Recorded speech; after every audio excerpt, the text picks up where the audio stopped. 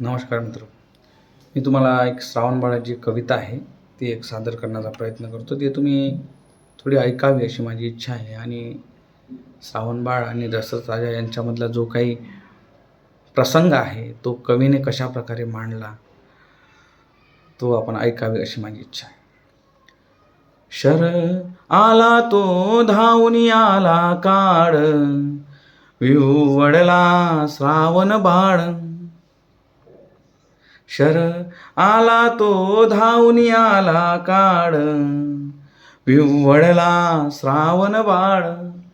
हे आई घे दीर्घ फोडून हाक, तो पडला जाऊन झोक. श्रावण बाळाला बाण लागला दशरथ राजाचा लक्षवेधी आणि तो जाऊन पडला. त्यानंतर दशरथ राजाची काय अवस्था होते ते कितीतरी सुंदर प्रकारे वर्णन केलेले आहे. ए आई घे दीर्घ फोडून हाक, तो पडला जाऊन झोक.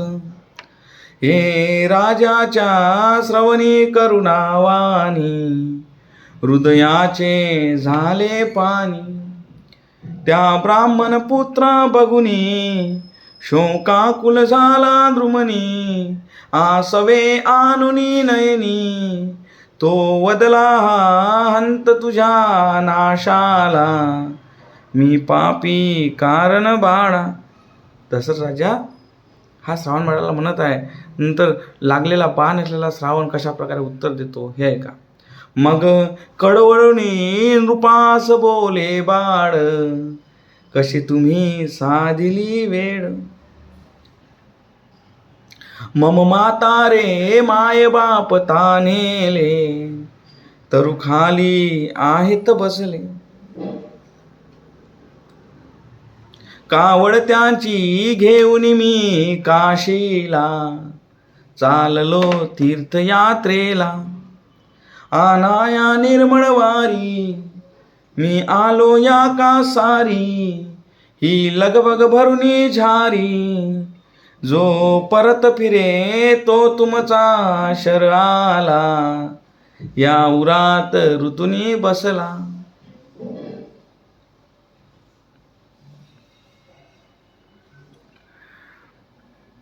माझ्या उरात ऋतून बसला म्हणते तुमचा बाण. आता काय करायचं? त्यानंतर अजून कसं म्हणतो, अजून काय म्हणतो श्रावण बाळ.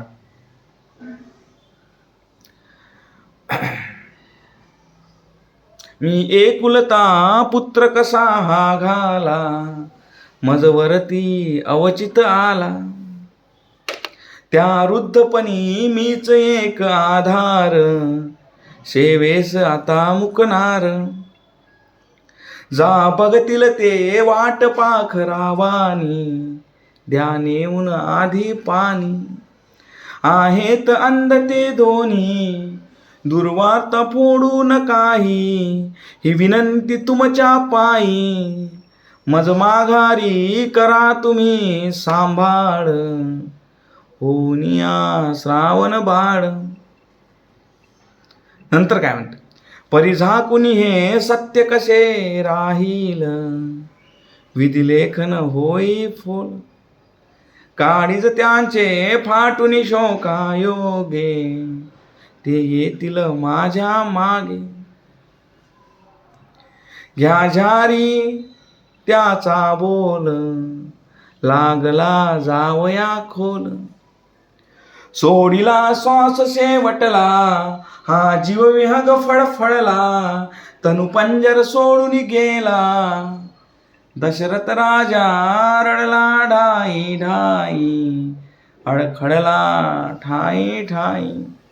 हा एक छोटासा प्रयत्न तुम्हाला कसा आवडला ते सांगा.